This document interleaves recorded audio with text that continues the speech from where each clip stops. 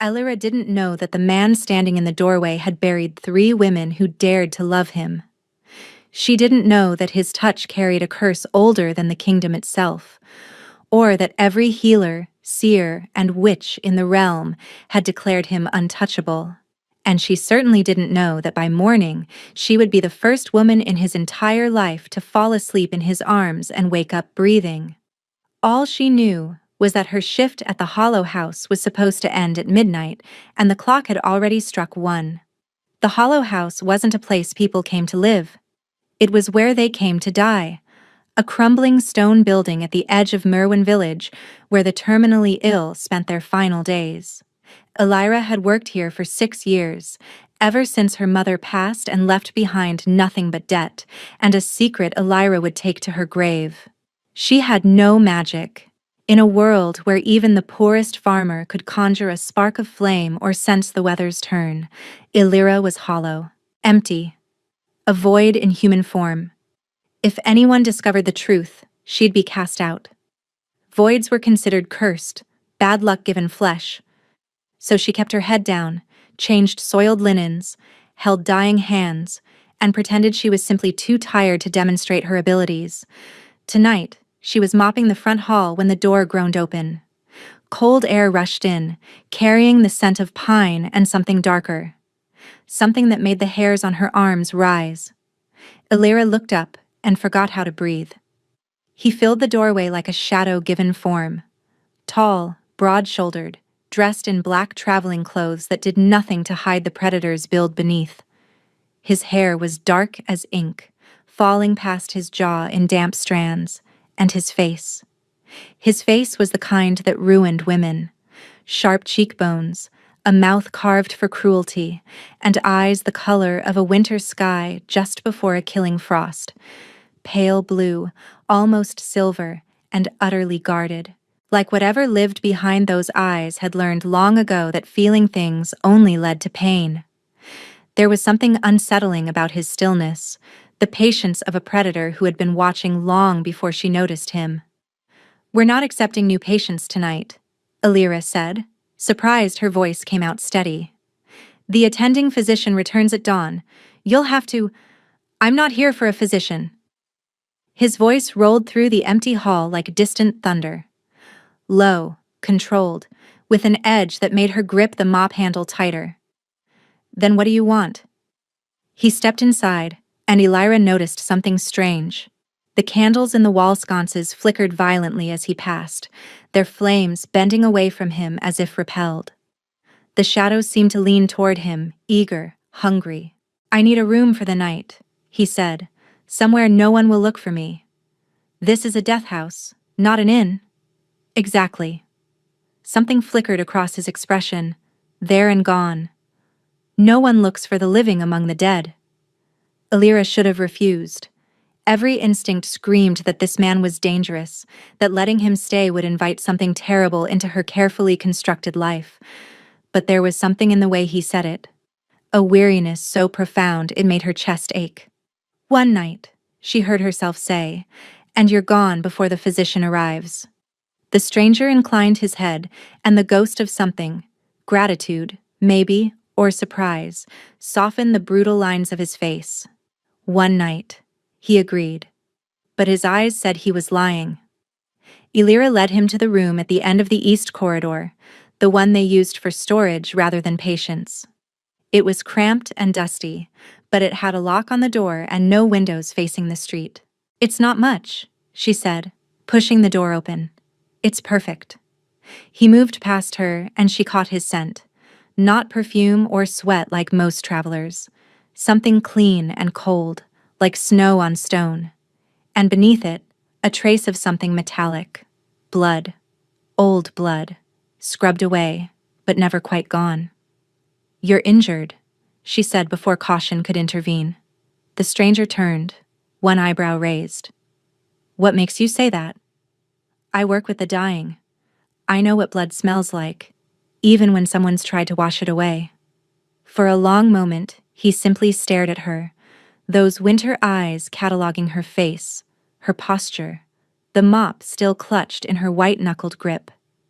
Then, slowly, He shrugged off his coat. Alira's pulse spiked. His left arm was wrapped in makeshift bandages, soaked through with crimson. The wound beneath looked deep, and even from across the room, she could see the angry red edges of infection setting in. "You need a healer," she said. "Healers won't touch me." His tone was matter-of-fact, almost bored. "No one will." "That's ridiculous. You'll lose the arm if that festers. Possibly your life." "Wouldn't be the worst thing." The words hit her like a slap. Not because they were dramatic, but because he said them the way someone might comment on the weather. Casual, resigned. "Sit down," Alira ordered, surprising herself. "I'll get supplies." "You don't want to do that." "You're right. I don't. But I'm also not going to let a man die of stubbornness in my storage room. The paperwork would be nightmarish." His features softened almost imperceptibly. "You're not afraid of me?" "Should I be?" "Everyone else is." "I'm too tired for fear. Sit." She didn't wait for his response, just turned and walked to the supply closet. Her hands trembled as she gathered bandages, salve, and a bottle of alcohol for cleaning. What was she doing? She didn't know this man, didn't know why he was running, or from what, or why healers refused to treat him. But she'd spent 6 years watching people die alone. Something in his eyes told her he expected the same fate, and for reasons she couldn't explain, that made her angry. When she returned, he was sitting on the narrow cot, his ruined arm extended. Up close, the wound was worse than she'd thought. A blade had carved deep into the muscle and dark lines were already spreading from the edges. "This is going to hurt," she warned, uncorking the alcohol. "Pain and I are old friends." She cleaned the wound as gently as she could, but he didn't flinch, didn't make a sound, just watched her with those pale eyes like she was a puzzle he couldn't solve. "You have no magic," he said quietly. Alira's hands froze. "I can feel it. Or rather, I can't feel anything." He tilted his head, studying her. "You're empty. A void." Her heart slammed against her ribs. "How do you—" "Because I've spent my entire life searching for someone exactly like you." Alira pulled back, the bloodied cloth falling from her fingers. "What do you mean, searching for someone like me?" The stranger didn't answer immediately. Instead, he raised his uninjured hand, palm up, and a flame flickered to life above his skin. Blue-white, cold rather than warm, and casting shadows that moved wrong. "I am Theron Veilcroft," he said, "Alpha King of the Northern Territories, and I am cursed." The name hit her like ice water. Theron Veilcroft, the Ghost King, the man whose touch meant death. She'd heard the stories since childhood, whispered around hearth fires and tavern tables. His mother had died giving birth to him. His nurse died within a month. Every woman who grew close to him, who cared for him, who loved him, withered and perished. 3 betrothals, 3 funerals. They said he'd stopped attending the burials after the second. They said he was a monster wrapped in a king's skin. "The curse feeds on magical essence," Theron continued, closing his fist and extinguishing the flame. "Any woman with even a trace of power who stays near me too long begins to fade. Their magic drains first, then their life force. The closer the bond, the faster they die." His voice dropped lower, rougher. "I watched my last betrothed turn to ash in my arms. That was 3 years ago. I haven't touched anyone since." Alira's mouth was dry. "And you think because I'm a void? You have no essence to drain. The curse would have nothing to feed on. In theory, you could survive me. In theory. I won't lie to you. It's never been tested. Every void I've found was either too old, too young, or too terrified to try. And you expect me to just— what? Volunteer as an experiment? No." His gaze dropped to his wounded arm, to her careful bandaging. "I expected you to throw me out the moment you learned what I was. Most people don't even let me finish explaining before they run." The vulnerability in his voice was almost worse than the curse itself. Elira had spent her life hiding what she was, ashamed of her emptiness. But Theron had spent his life being feared for something he couldn't control, watching everyone he cared about die. "Why are you here?" she asked quietly. "Really? A king doesn't hide in a death house without reason." Theron's jaw tightened. "Because someone is trying to destroy what's left of my kingdom. They've taken my brother, my only family, and they're using him as leverage. I've been fighting shadows for months, and the wound you just cleaned was a parting gift from my most trusted advisor." His eyes met hers, and the desperation there stole her breath. "I need help. I need someone who can get close to me without dying. And you're the first person in 20 years who hasn't flinched when I walked into a room." Elira thought about the life waiting for her. The endless nights in the Hollow House. The debt that never shrank. The secret that chained her to this village. Then she looked at the cursed king bleeding on her storage room cot, asking for help from a woman the world considered worthless. "What exactly are you proposing?" Theron studied her for a long moment, as if weighing whether she was serious or simply hadn't understood the danger. "7 days, he said finally. "That's all I'm asking. Come with me to the Northern Territories. Help me find where they're keeping my brother. In exchange, I'll clear your mother's debt entirely and give you enough gold to disappear. New name, new village, new life. No one will ever know you're a void." Elira's chest tightened. Her mother's debt was a noose she'd worn for 6 years. 300 gold pieces borrowed from a merchant named Corvath, who'd been collecting interest with cruel patience ever since. At this rate, she'd be paying until she died. "How do you know about my debt?" "I've been searching for voids for a long time. When I find one, I learn everything about them before making contact." He didn't sound apologetic. "I know Corvath has been threatening to sell your contract to the pleasure houses in the capital. I know you've been skipping meals to make payments. I know you haven't slept more than 4 hours a night in 3 years." The accuracy of it should have frightened her. Instead, it made her angry. "So you've been watching me, studying me like some kind of specimen." "Yes." No excuse, no softening. "And in all that watching, I learned something else. You're kind to people who don't deserve it. You hold the hands of the dying even when no one pays you to. You give your bread to the orphans on Merwin Street." His voice dropped. "You're a good person, Elira, and I'm asking you to help me save the only family I have left." The rawness in his words cracked something inside her. She thought of her own mother, wasting away in a bed not unlike the ones in this very building. How Elira would have done anything, bargained with anyone, to save her. "If I go with you," she said slowly, "and the curse doesn't kill me, what then? You just let me walk away? You have my word. The word of a king I just met. The word of a man who has buried everyone he's ever loved." His jaw tightened. "I don't break promises, Elira. It's the only thing I have left." She should refuse.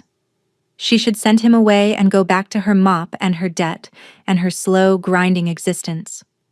But when she opened her mouth, different words came out. "I want a binding oath, something that can't be broken." Theron's eyebrows rose slightly. "You know about binding oaths? I work in a death house. People make all kinds of promises when they're dying. I've learned which ones hold." For the first time, something like respect flickered in his pale eyes. He extended his uninjured hand, palm up. "Then we bind it in frost and shadow, the old way." Elira hesitated, then placed her hand in his. The cold hit her first, a shock of ice that raced up her arm and wrapped around her heart. She gasped, tried to pull back, but his fingers closed around hers, not trapping, anchoring. Then came the darkness. It poured from where their skin touched, curling around their joined hands like living smoke. She should have been terrified. Instead, she felt something she hadn't experienced in years. Safe. The shadows weren't attacking her. They were welcoming her, curling around her like a cat seeking warmth. Theron's expression shifted from concentration to shock. He was staring at their joined hands, at the shadows that had wrapped around Elira like armor rather than chains. "That's not possible," he breathed. "What? What's happening?" He looked up at her, and for the first time, his guarded eyes held something raw. Something almost like hope. "The curse isn't just ignoring you, it's protecting you." They left before dawn. Theron had a horse waiting outside the village, a massive black stallion with eyes that glowed faintly amber in the darkness.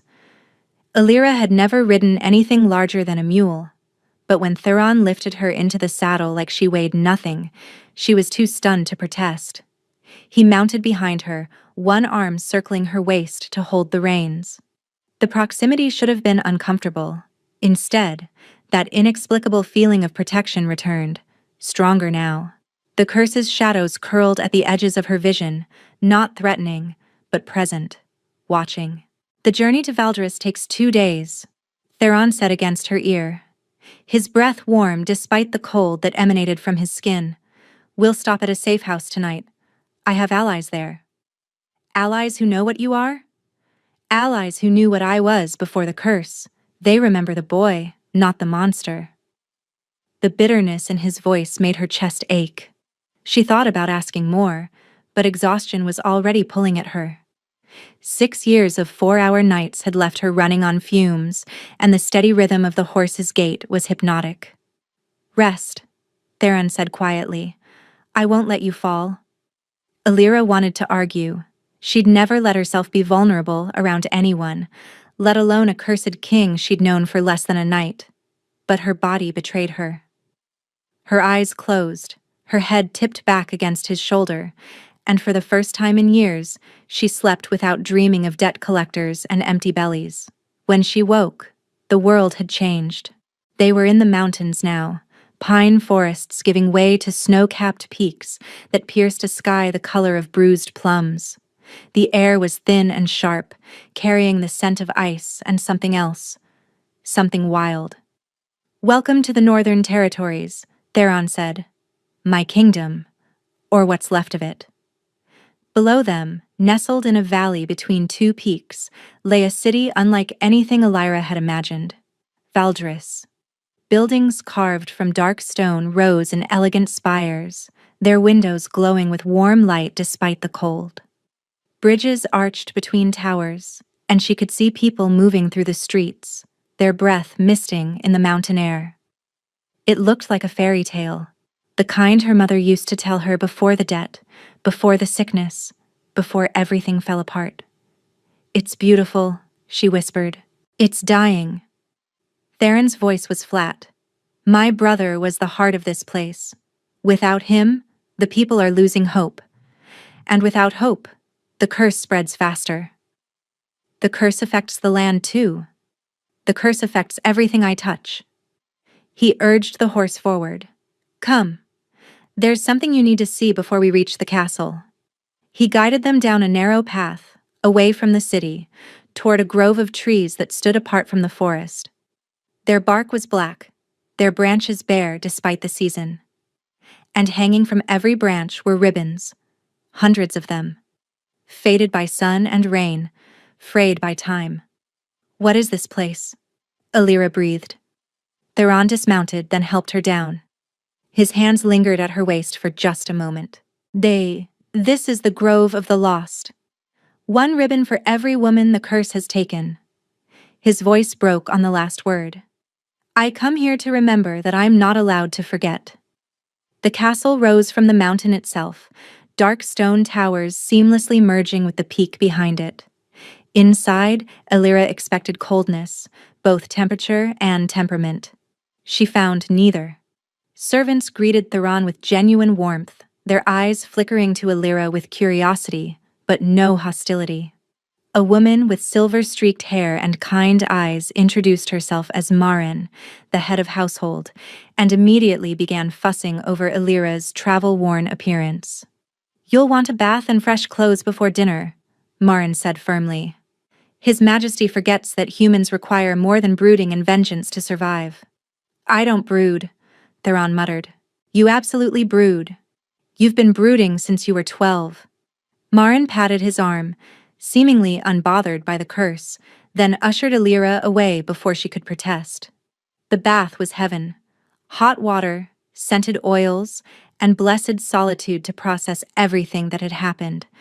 Alira sank into the copper tub and let herself feel the impossibility of her situation. Yesterday, she was mopping floors in a death house. Today, she was bathing in a king's castle, bound by shadow magic, to help him rescue his brother. Her life had become one of her mother's fairy tales. She just wasn't sure yet if it was the kind with a happy ending. That evening, Theron led her to a room deep within the castle. Unlike the warm, lived-in spaces above, this chamber was cold and clinical. Stone walls, no windows, and a single table in the center. On the table lay 3 objects arranged on black velvet: a silver ring, tarnished with age; a torn piece of cloth, stained dark; a dagger with a broken blade. "These belong to my brother," Theron said quietly. "The ring was our mother's, passed to him when she died. The cloth is from his cloak, found at the site of his abduction. The dagger was his favorite weapon, snapped during the struggle." Alira approached the table slowly. Even without magic, she could feel something emanating from the objects. Not power, exactly. Memory. Pain. "What do you need me to do?" "Nothing you're not willing to do." Theron stood on the opposite side of the table, keeping distance between them. "But I've consulted with scholars who study voids. They believe your emptiness might work differently than we assumed. Instead of just being immune to magic, you might be able to absorb it. Draw it into yourself and read what it contains. Like a sponge. Like a mirror. Magic passes through everyone else, altered by their own essence, but you have no essence to alter it. You might see it purely, truthfully." Alira looked at the objects, thought about what he was asking. "And if it hurts me? Then we stop. Immediately. You promise? On my brother's life. On my own." She believed him. That was the terrifying part. Alira picked up the ring first. The effect was instantaneous. Cold rushed through her. Not Theron's familiar frost, but something older, stranger. Images flooded her mind. Not memories, exactly, but impressions. A young man with Theron's eyes, but a warmer smile. A struggle in darkness. Hands grabbing, voices shouting. And beneath it all, a name whispered like poison: Valdric. She dropped the ring, gasping. "What did you see?" Theron was beside her instantly, not touching but close enough that his presence steadied her. "Your brother. The abduction. And a name." She met his eyes. "Valdric. Does that mean anything to you?" Theron's face went white. "Valdric is my uncle, my father's younger brother. He was exiled 20 years ago for attempting to seize the throne. He's back. And he has Kaelin." Theron's hands clenched into fists.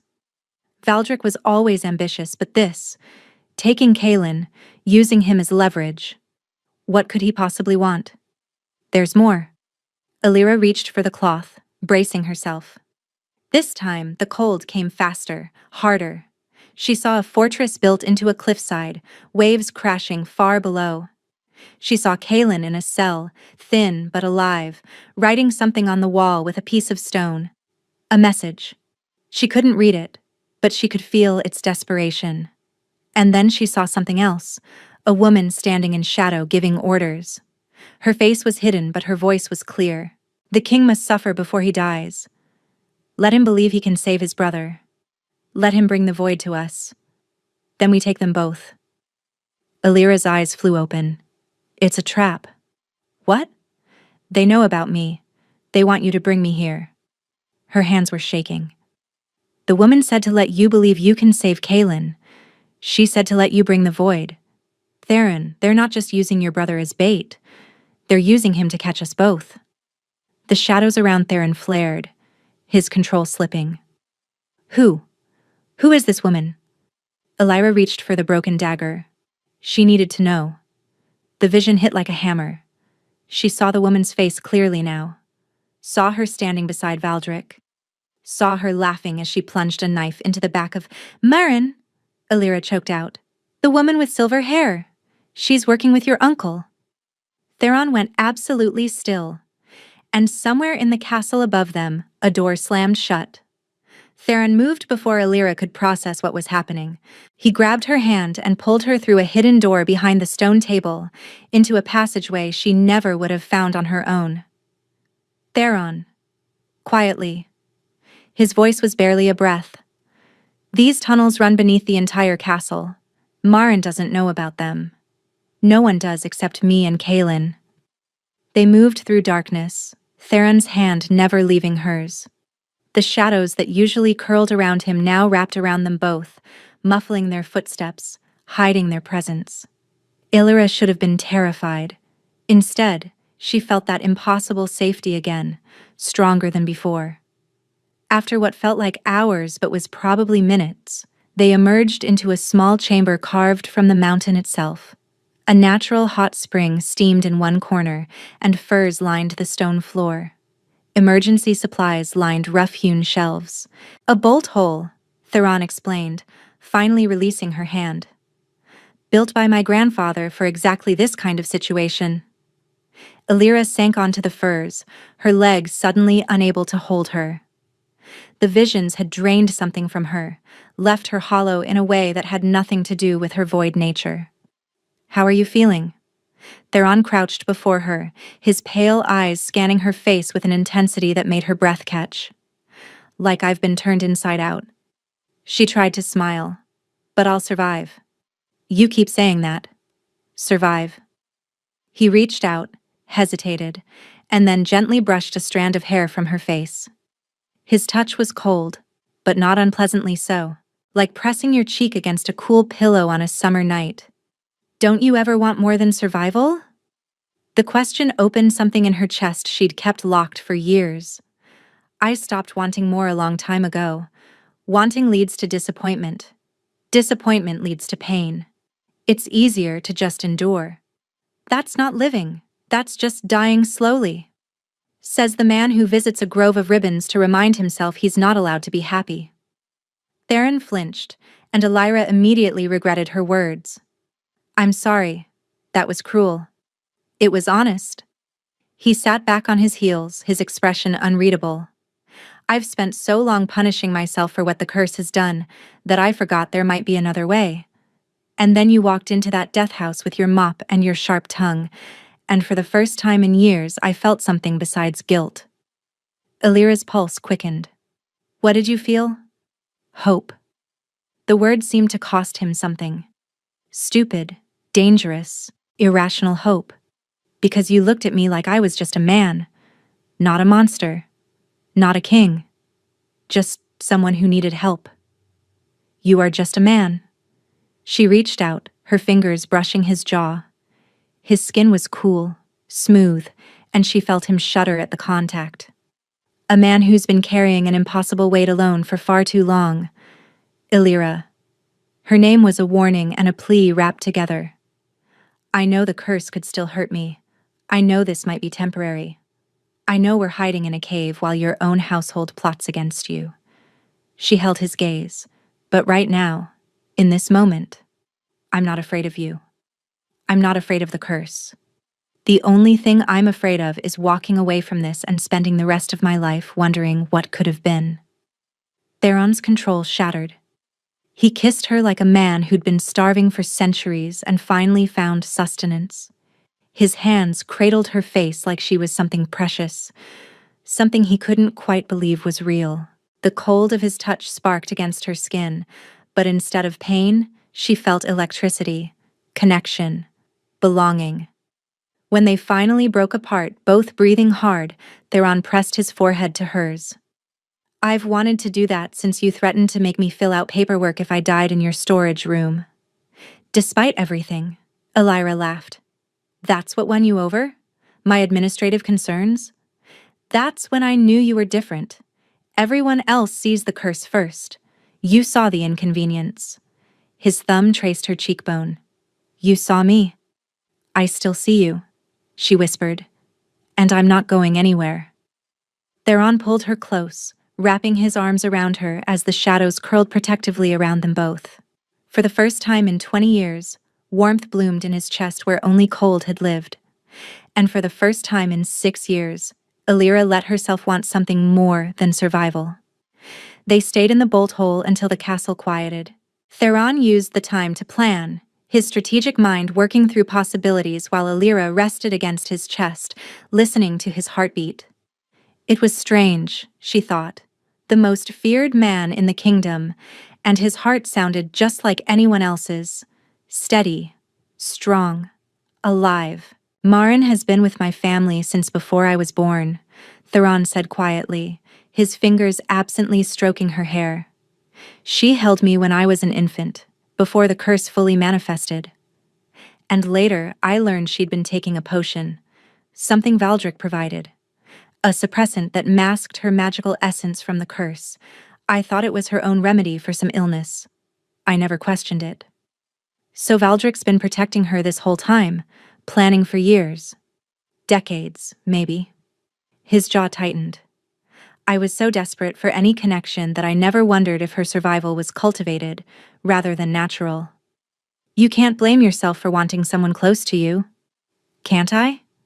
He exhaled slowly. She was the only woman who could touch me without dying. I trusted her completely. And I invited her into every corner of my life.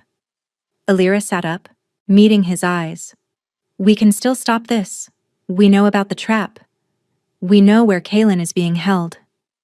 A cliffside fortress in enemy territory, surrounded by soldiers loyal to my uncle, with a traitor controlling my own household. Theron's smile was bitter. The odds aren't exactly in our favor. Since when do you care about odds? He blinked, surprised by her fierceness. You've been fighting this curse alone for 20 years, Alira continued. You've buried everyone you loved and kept going. You built a kingdom that doesn't fear you because you made them feel safe despite what you are. That's not the work of a man who calculates odds. That's the work of a man who refuses to quit.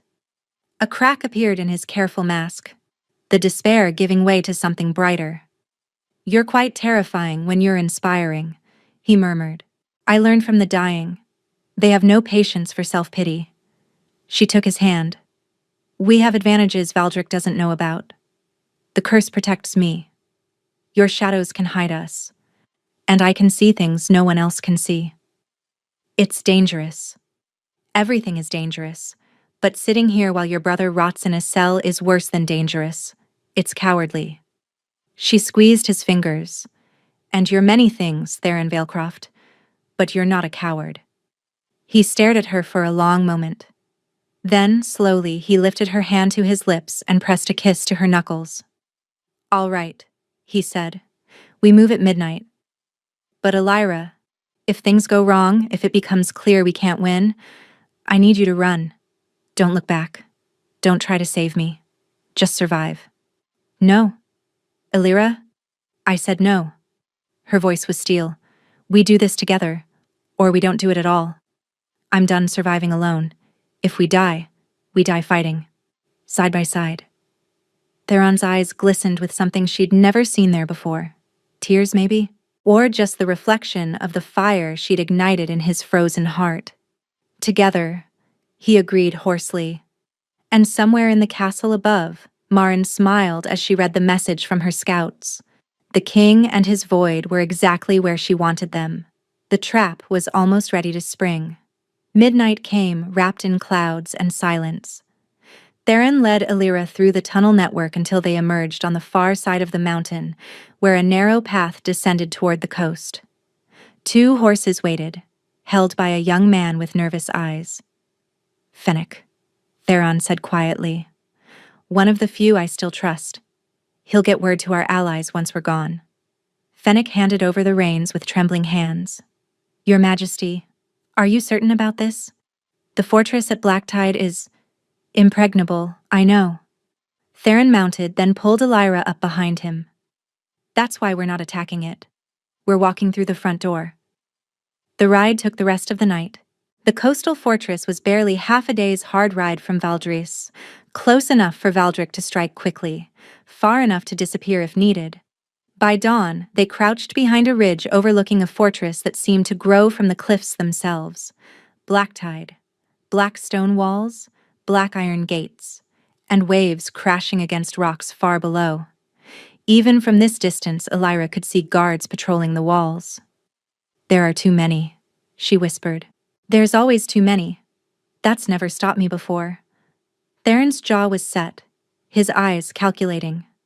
"The main gates will be heavily guarded, but there's an old smuggler's tunnel that comes up inside the kitchens.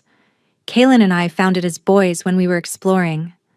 Does Valdric know about it? Possibly, probably, but he'll expect us to try the subtle approach first. Sneak in, grab Kaelin, sneak out." Theron's smile was cold. "We're going to give him exactly what he expects. And while he's focused on the tunnel, I'll walk through the front door. Alone? I'm the Alpha King. They can't refuse me entry without declaring open war. Valdric wants legitimacy, not bloodshed. He'll let me in to negotiate. And then you free my brother while I keep my uncle occupied." He turned to face her, his expression softening. "Elira, I know I said we'd do this together, but I need you in that tunnel. I need you to get Kaelin out while I buy you time." Every instinct screamed at her to refuse, but she saw the logic, felt the rightness of it. "If you die in there, I'll never forgive you." "Then I'd better not die." He kissed her forehead, lingering for just a moment. "The tunnel entrance is behind that outcropping. Follow it until you smell bread baking. That's the kitchen. Kaelin's cell is in the east tower, 3rd level. How do you know?" "Because that's where our father put his own enemies. Valdric always was sentimental about tradition." He urged his horse forward before she could argue, descending toward the fortress with the terrible calm of a man who had nothing left to lose. Except he did have something to lose now, and Elira was not going to let him lose it.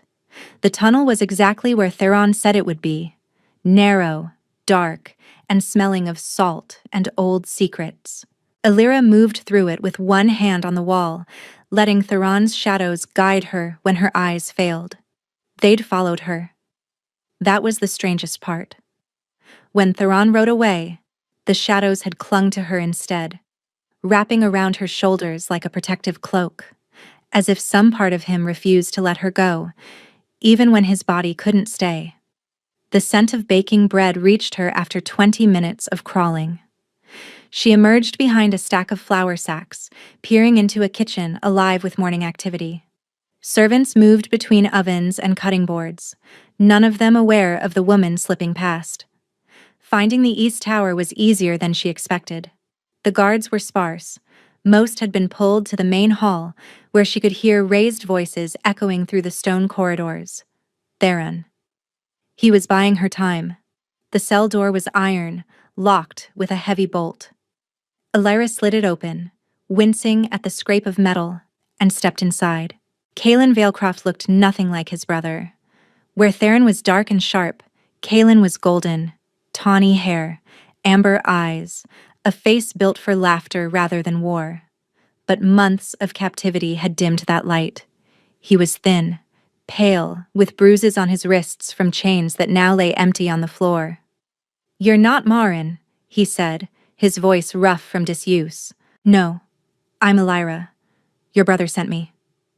Hope flickered in his eyes, fragile and fierce. "Theron? He's here. Distracting your uncle in the main hall. We need to go. Now." Kaelin rose on unsteady legs, bracing against the wall. "There's something you need to know. Valdric isn't just after the throne, he's after the curse." Elira paused. "What do you mean?" "He's been researching it for decades.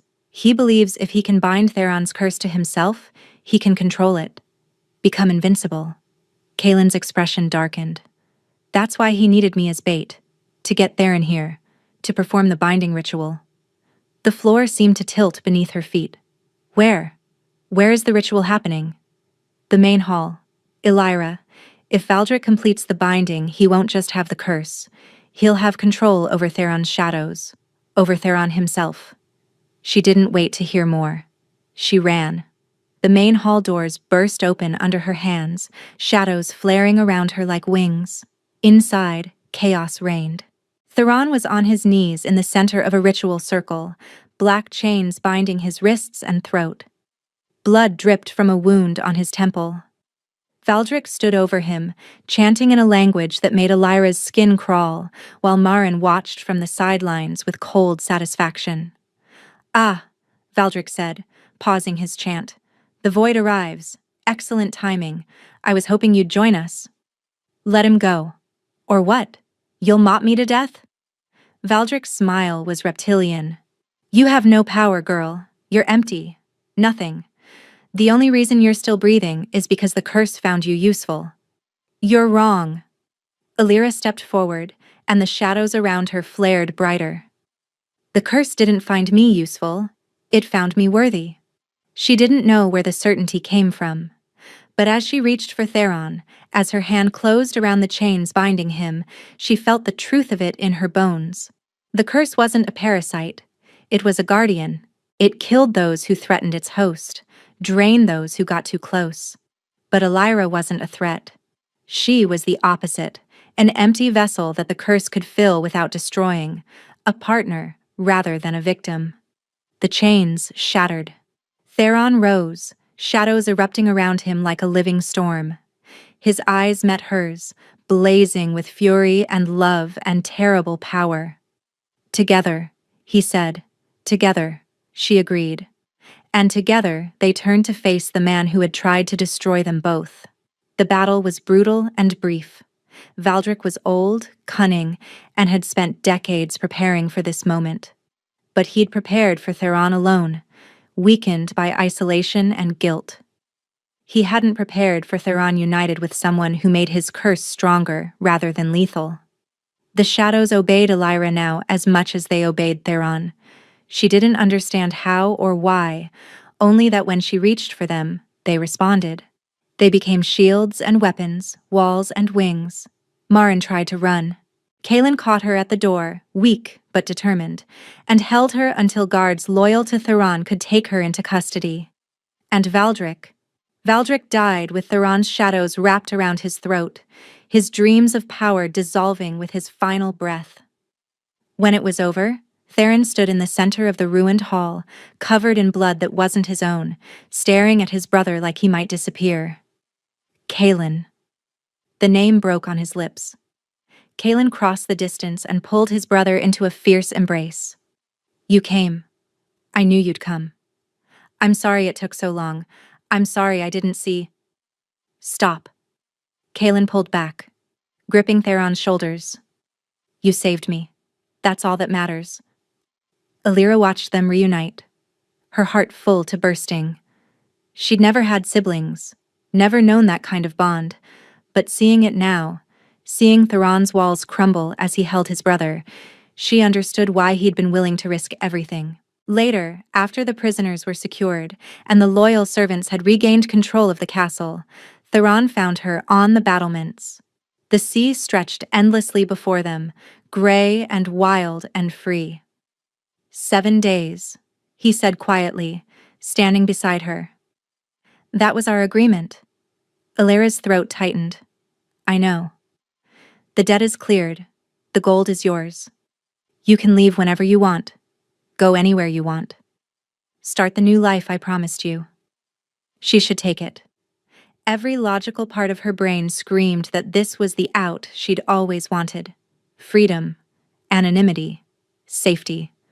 But safety, she was learning, wasn't the same as happiness. What if I don't want a new life? She turned to face him, her heart pounding. What if I want this life? Here. With you. Theron's breath caught. "Elira, the curse protects me. We've proven that. And even if it didn't, even if there was risk, I'd choose this. Choose you." She took his hand. "I spent 6 years just surviving. You showed me what it means to actually live." He kissed her then, soft and sweet and full of promise. "Stay," he whispered against her lips. "As long as you'll have me. Forever then." 3 months later, Elira stood in the Grove of the Lost. But today, She wasn't there to mourn. She was there to say goodbye.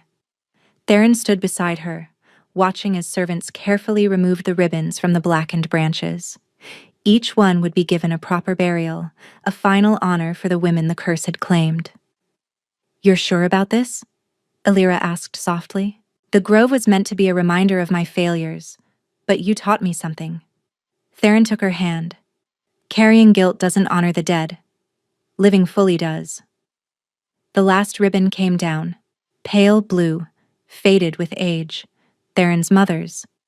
He held it for a moment, pressing it to his lips, then tucked it carefully into his pocket. "She would have liked you," he said. "She always said I needed someone who wouldn't take my nonsense." "Smart woman. The smartest." He smiled, and it reached his eyes. "Come, we have a ceremony to prepare for." The bonding ceremony took place under a full moon, in the same hall where they'd defeated Valdric. But now, the space was transformed. Candles lined every surface, their flames burning steady rather than flinching from Theron's presence. Flowers cascaded from columns, and the entire kingdom seemed to have turned out to witness their union. Kaelin stood as Theron's second, healthier now, his golden warmth returning day by day. He'd been the first to accept Alira fully, treating her like the sister he'd always wanted. "If you hurt him," Kaelin had said on their first real meeting, "I'll find a way to make you regret it, void or not." "If I hurt him," Alira had replied, "I'll help you." They'd been friends ever since. The vows were simple. No grand declarations or elaborate promises. Just two people choosing each other, witnessed by those who loved them. "I, Theron Veilcroft, take you as my bonded, my partner, my equal in all things. I promise to stand beside you in darkness and light, to share my shadows and accept your fire, to love you without chains and trust you without conditions, today and always." Alira's voice trembled as she spoke her own vows. I, Alira of Merwyn, take you as my bonded, my home, my heart made manifest. I promise to fill your emptiness as you've filled mine, to see the man beneath the monster, to choose you every day for the rest of our lives, today and always. The kiss that sealed their bond sent shadows spiraling toward the ceiling, dancing with the candlelight in patterns that made the gathered crowd gasp. Not with fear, but with wonder. The curse had changed. Everyone could see it. Where once it had been cold and hungry, now it was warm, protective, complete. That night, after the celebration had wound down and the guests had departed, Theron carried Alira to their chambers. He made love to her with a tenderness that made her weep, worshipping every inch of her skin, murmuring her name like a prayer. Afterward, she lay against his chest, listening to his heartbeat. The same heartbeat she'd first noticed in that bolt hole, when she'd realized that the monster everyone feared was just a man who'd been alone too long. "What are you thinking?" Theron asked, his fingers tracing lazy patterns on her shoulder. "That I almost didn't answer the door that night. When you knocked at the Hollow House. I almost pretended I wasn't there. Why didn't you?" "I don't know. Something told me to open it.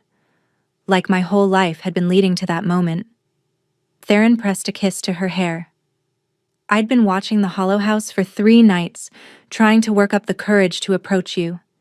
Everyone I'd consulted said a void was my only hope, but I was so afraid you'd run, that you'd look at me and see what everyone else sees. A monster? A curse wearing a crown."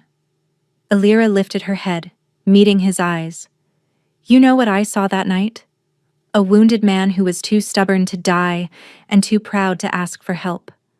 Someone who needed kindness as much as he needed a void." Theron's smile was soft, open in a way he only ever was with her. "No woman ever survived me," he said quietly. "That's what they warned you. What they'd warned everyone for 20 years. And yet?" Alira settled back against his heart, feeling its steady rhythm beneath her cheek. "Here I am. Here you are." She closed her eyes, safe and warm and impossibly, perfectly loved. And for the first time in 20 years, Theron Valecroft watched a woman fall asleep in his arms, peacefully, trustingly, completely. The curse had found its cure. Not in magic or medicine or sacrifice, in love, freely given, in trust, fully earned. In a woman who'd been empty her whole life, finally finding someone who made her feel full. The hollow house still stands in Mirwin Village. They say it's haunted now, though not by the dead. By the memory of a single night when a king walked through its doors, and a barmaid found her destiny. Some nights, if you listen closely, you can hear echoes of that first conversation. A wounded stranger asking for shelter. A tired woman choosing compassion over caution. And if you're very lucky, you might feel what they felt. That spark of recognition when two souls finally find where they belong. Together. Always.